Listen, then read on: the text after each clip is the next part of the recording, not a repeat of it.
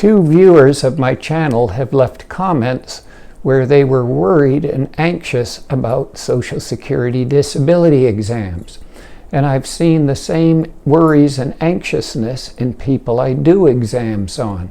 So I thought I would examine these two issues in this video. Hello, I'm John Foster. I'm a medical doctor who does Social Security disability exams. I've been doing them since 2008, and as usual, everything I say reflects my own opinions based on my own experience and study, and not the opinions of the Social Security Administration or any other medical body. Now, the first commenter was worried about their disability being reviewed, and they asked, will Social Security send people out to spy on me to see if I'm still disabled? And that's really not a reasonable fear, and here's why. Once you're approved for disability, Social Security's policy is to review your case every 3 years to see if you continue to be disabled. They call that a Continuing Disability Review, or CDR. The thing is, Social Security is overworked and understaffed and basically swamped, so they don't do continuing disability reviews on everyone every 3 years. The majority of people I examine are having their first application for disability, but I do see people regularly for continuing disability reviews, and I'm going to talk about that. And if you find this sort of thing interesting, or you're involved in the disability process, you may want to subscribe to my channel. I generally put out one disability-related video every Friday morning. Now, two things that I do see regularly that prompt continuing disability reviews. The first is if a person has been a minor, a child, or adolescent, and has been receiving Social Security disability. When they become an adult, if they wish to continue receiving disability, Social Security does a continuing disability review, and I see quite a few of those folks.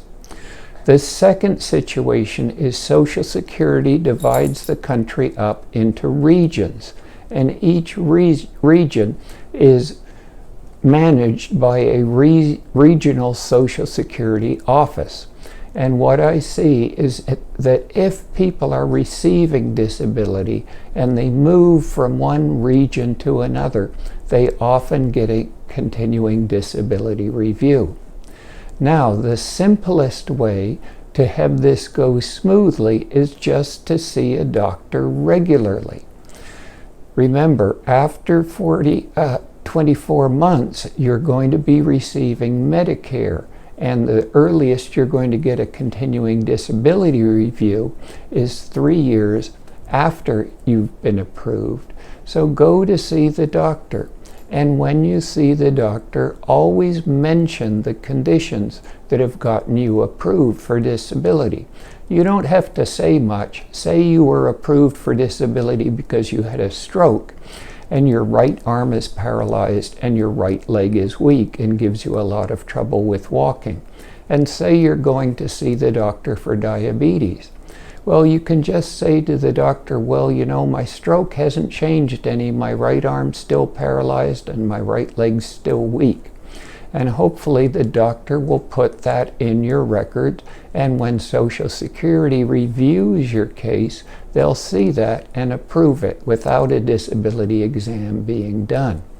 However, some people are scheduled for CEs, which stands for Consultative Examination, which are Social Security disability exams.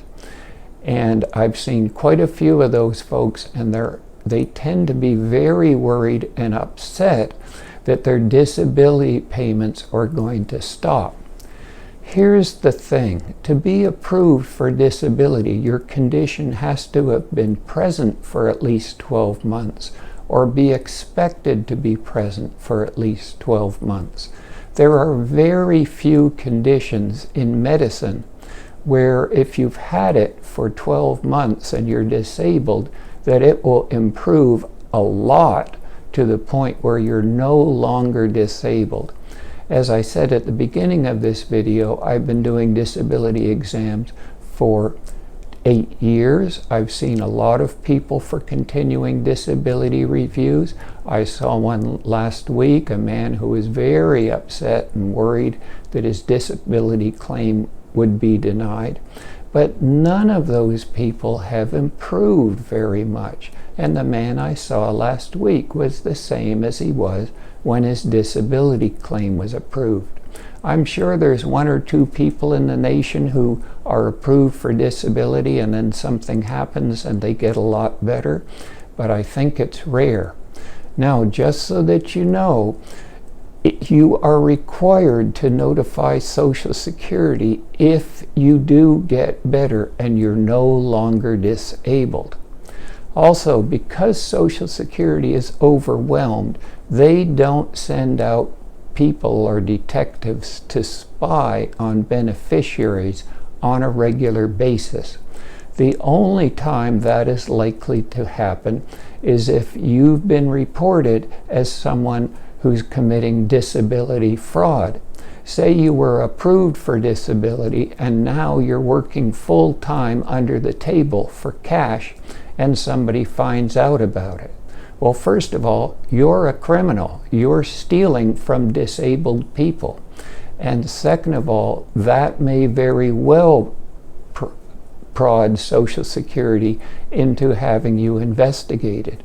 And if you're found to actually be committing fraud, not only will your payments stop, but you may have to refund all the payments that Social Security has given to you. So as long as you obey the law and your condition does not improve a lot, you're not going to have a problem with a disability review. If you do approve, bear in mind that Social Security has a lot of programs for people to try to return to work. And if you're successful, that's great. But if you try and fail, Social Security is going to continue to provide your disability payments and Medicare. It's a fairly complicated system. If you do want to do a return to work trial, I would suggest you contact someone at Social Security and explain what your plans are and make sure that that follows their guidelines and rules. Now, the second viewer comment that I got, someone was very upset. They have a CE exam scheduled and they thought that it was going to be by a chiropractor, and they were worried that a chiropractor wouldn't be able to correctly evaluate their problems.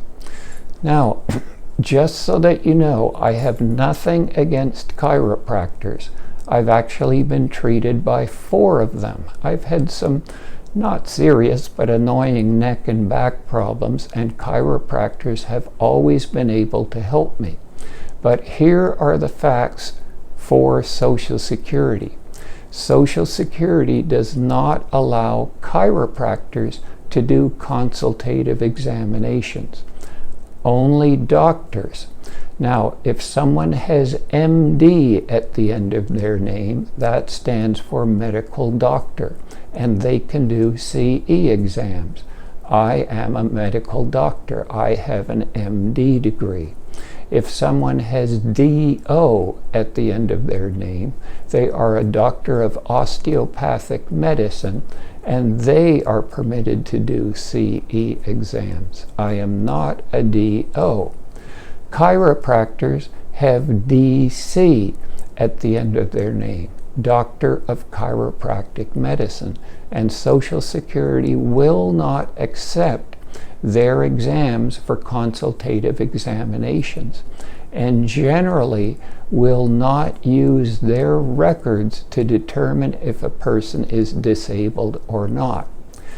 What I suspect is happening with the worried commenter is that they have been scheduled for an exam by a medical doctor at a chiropractor's office. The company that I work for rents chiropractors' offices during the time that they are not in the office, and provides those offices to me to do my exams. When the people show up, they see that it says so-and-so chiropractor. So therefore, I always explain to the person at the beginning of the exam that I'm a medical doctor, just like I always explain at the beginning of these videos. So if you're scheduled for a CE exam, you should be seen by an MD or DO medical doctor. Well, I hope that's been helpful, and as always, remember, if it happens, it's possible.